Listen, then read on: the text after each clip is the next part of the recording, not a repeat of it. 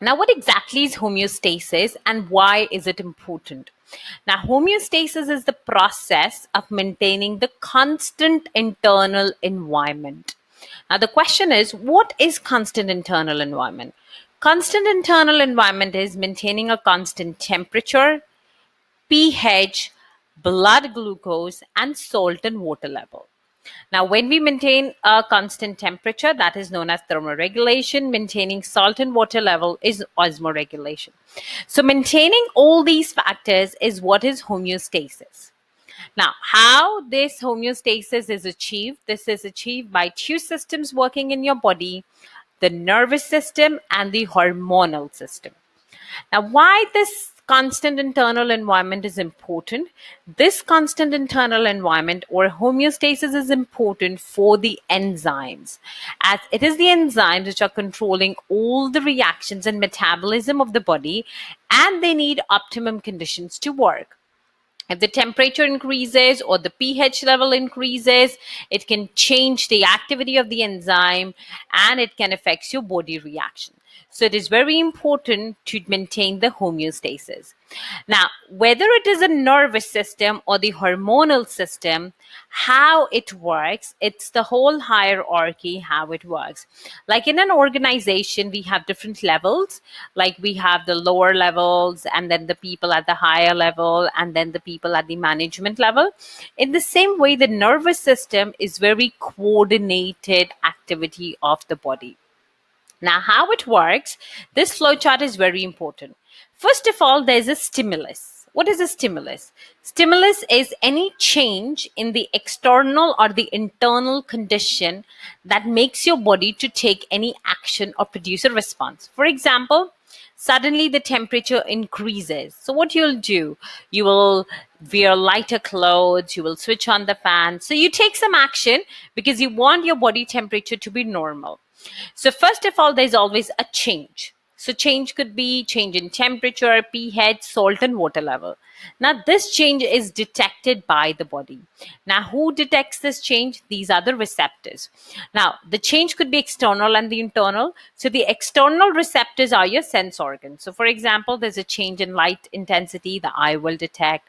Change in sound intensity, your ears will detect. Change in temperature, your skin will detect. Or there are internal receptors in the brain, because at times what happens, the outer temperature is normal, but suddenly your body temperature increases. So there are changes in the internal conditions which are detected by the receptors in the brain. Now, when they detect the change, they send the message to the controlling center. The controlling center is the central nervous system, which composed of brain and the spinal cord, which takes the information from the receptors, process the information, decides the action, and sends the message to the effectors. What are the effectors? Effectors are the muscles of the gland, because your body, to control, to make the stimulus, to respond to the stimulus, they need to either take any action, that is to move any muscle, or they need to release a hormone. So the effectors are generally the muscles of the gland, which are directed by the central nervous system to take actions, and then they produce a response. For example, there's a change in blood glucose level. So your brain receptors will detect it, goes to the central nervous system directs the pancreas to release insulin. Okay, so effectors in this case would be the gland. Now let us look at what are the three types of neurons that we find in the nervous system. The first type is the motor neuron, which takes the impulses away from the CNS, which was here. So motor neurons were sending the message from the central nervous system to the effectors. And if you see this, it has a long dendrite. So if you remember in the cell biology, we did that. It's a special cell. It has a long dendrite that receives impulses and they transmit it through the long axon. And then at the end, there's a nerve ending. Then there's a sensory neuron, which takes the impulses to the CNS. It takes the message from the receptors to the central nervous system. It has a small cell body and the long axon. And then the dendrite is also extended. And at the end, you have the nerve ending. Then you have the relay neuron, which are found in the CNS. That is, these are the neurons which are found inside the brain and the spinal cord. So they connect the sensory and a motor neuron. So they just have a big cell body, does not have a long axon, as the impulses do not have to travel a long distance, and they have the nerve ending. So you should know the difference between the three types of neurons, where we find them and what is their function. And if possible, you should know this diagram of the neuron and what are the labelings, what are the each terms, each things which are there in this structure. Next is the reflex action. At times you must have seen that you touch something hot, you immediately remove your hand, and after you have removed your hand, you realize that you have taken any action. So you take that action which is automated without even you thinking, because your body receptors has already detected it and found that it's an emergency situation. And what do? They send the message to the spinal cord and not to the brain. So there's a stimulus detected by the receptors. The receptor sends the message via sensory neuron to the spinal cord, remember, not to the brain, and then the effectors and produces a response. So you can see here it's a spinal cord. It's like a head-shaped structure, and if you touch something sharp or hot, the message goes via receptors, via sensory neuron to the spinal cord. Spinal cord sends the message to the relay neuron. The relay neuron sends it to the motor neuron and to the muscle to remove the hand. So it is the automatic response of the body to a stimulus. In reflex action, the message from the sensory neuron is passed to the spinal cord instead of brain. The spinal cord sends the message to the effectors and produces a response. Example, knee-jerk reflexes, touching hot objects, sudden closure of the light with bright light. The advantages of the reflex action is it is rapid, it is quick, it is automated, instantaneous, without any conscious thought. Okay, so I hope this concept of reflex action, how it works, and the advantages are clear to you. Next we have is a synapse. Now, you know that the message in the neurons is transmitted by electrical impulses. But there comes a point, which is a junction between the two neurons. And this junction between the two neurons, or the gaps between the two neurons, is the synapse. And here the message is not transmitted electrically. It is transmitted by the chemicals called the neurotransmitters. So what we have is, at the end of one of the neuron, we have the vesicles which contains this neurotransmitter. Whenever the electrical impulses arrives, these vesicles are forced to fuse with the membrane, release the neurotransmitters into the synapse. This neurotransmitters is taken up by the receptors of the other neuron, and it produces electrical impulses on the other neuron. Okay, so you should know what is a synapse and how synapse works, and this diagram is important. Okay, so next we have the biggest controlling center of the body, which is the brain. So in the brain, you should know this is a hypothalamus. Then the main part is the forebrain, and then here you have the midbrain, and then you have the hindbrain, which is your cerebellum. The forebrain is cerebrum, and then you have the stalk, which is your medulla oblongata. Now the cerebrum, which is your forebrain, is responsible for your consciousness, memory, intelligence, and the language. The cerebellum, which is the hindbrain here, which is a round circle, it is responsible for muscle coordination and balance. And this long stalk, which is the medulla oblongata, is responsible for unconscious activities like the heart rate, the breathing rate, and the gut movement. So you should know the labeling of each of these parts along with the function.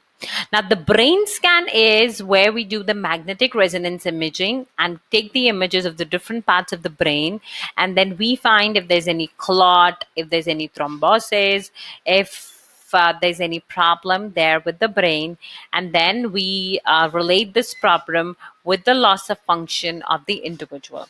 Now, there are a lot of problems with the brain scan because the brain is complex. There's a skull which protects the brain. There are thousands of neurons, thousands of neurotransmitters involved. The function of the different parts is still not known, and due to the presence of skull, it is difficult for the drugs to reach the brain. So the brain damage is the biggest problem. Okay, therefore people are advised to cover and protect the heads while they are driving to make sure the damage to the brain is protected.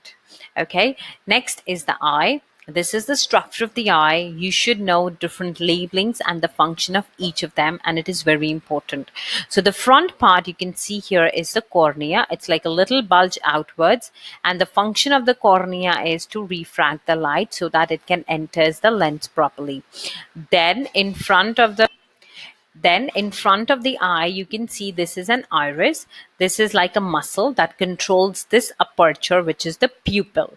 Okay, a pupil is nothing but it is the aperture which opens and closes depending on the light it enters. If the light is not that bright, the iris will retreat back, increasing the hole so that more light enters. If there's a bright light, then the iris will decrease the size of the pupil. Then you have the lens. The lens function is to focus the light on the retina. Then the lens is attached with the help of the ciliary muscles. It can contract and relax to change the shape of the lens. And there's a suspensory ligaments that's a support the lens onto the ciliary muscles. Then you can see there is a retina. Retina is the place where the image is formed. And then you have the choroid layer, which is the blood vessels that gives all the nutrients required to the eye. And there's a fovea, which is the part of the retina only with the cone cell. And then there is a blind spot. This blind spot is where the optic nerves enters the retina, and this optic nerve sends the message from the retina to the brain so that it can process the information and helps you to see. And then you have the fluid that fills the anterior part, which is the aqueous humor, and the posterior part is filled with the vitreous humor. This is the fluid that fills the eye and helps the eye to withstand pressure. Okay, so I hope all these parts along with this function is clear to you. Now, eyes do different changes so that it can see the far objects and the near objects, and these changes are known as accommodation. So for a distant vision, you can see that the ciliary muscles relax, making the suspensory ligaments tense, which in turn makes the lens thin. So you can see to see the far points, the lens has become thin so that the image is properly focused onto the retina, and the retina then can sense the message to a brain via optic nerve. But when you see the near point, the ciliary muscles, they are contracting, making the suspensory ligament too slack so that the lens becomes thicker so that the image can properly be focused on the retina. So you should know what changes takes place in the lens for distant vision and the near vision. Now there are a lot of defects of vision. At times people can just see the objects which are just at a short distance and cannot see the objects which are at the long distance. So there's a short-sightedness. So there's a short-sightedness and the long-sightedness. So in short-sightedness, which is myopia, the image falls, you can see, in front of the retina so that you cannot see it properly because the eyeball gets elongated. You can see that. So for that, what we do, we use a concave lens which properly refracts the light and make sure it falls on the retina. In hyperopia, you need to remember the image falls behind the retina. So the eyeball gets shortened and it is corrected by a convex lens.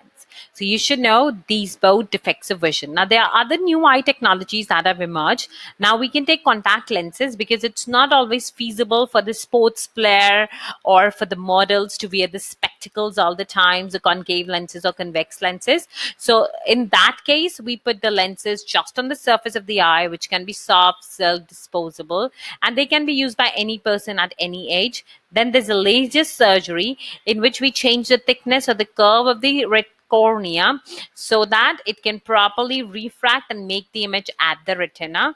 But it is generally done at the adults because at the growing stage, the people can still have problems, so laser surgery cannot be successful.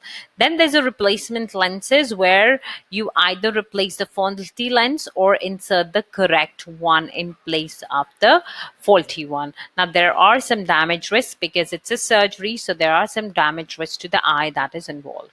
Okay, so I hope this topic is clear to you. As always, the next step, check the specification, make sure everything which is there in the specification is crystal clear to you now, and you should do exam question on this topic, which can be easily found on my website.